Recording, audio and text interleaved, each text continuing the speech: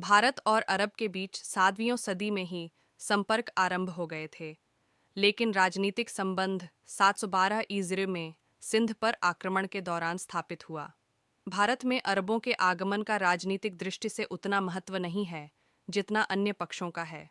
अरब आक्रमणकारी भारत में उस प्रकार का साम्राज्य नहीं बना पाए जैसा कि उन्होंने एशिया, अफ्रीका और यूरोप के विभिन्न भागों में बनाया था।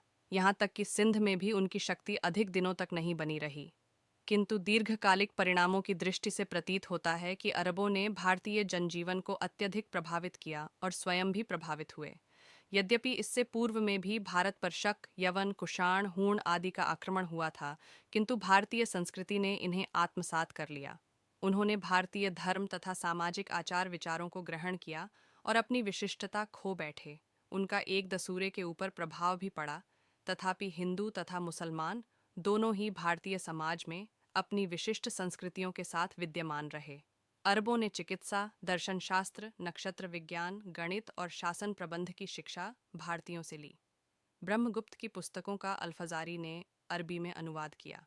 अलबरूनी कहता है कि पंचतंत्र का अनुवाद भी अरबी में हो चुका था। सूफी धार्मिक संप्रदाय का उद्भव स्थल सिंध ही था, जहां अरब लोग रहते थे। सूफी मत पर बौद्ध धर्म का प्रभाव देखा जा सकता है। दशमलव प्रणाली अरबों ने 9वीं सदी में भारत से ही ग्रहण की थी।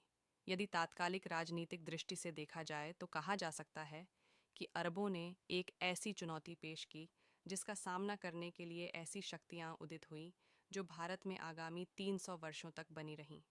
गुर्जर प्रतिहार, राष्ट्रकूट, चालुक्यों की प्रतिष्ठा की स्थापना उनके द्वारा अरबों का विरोध करने के कारण हुई। अरबों का दीर्घकालिक महत्व यह था कि उन्होंने भारत में धर्म की स्थापना न करके धार्मिक सहिष्णुता,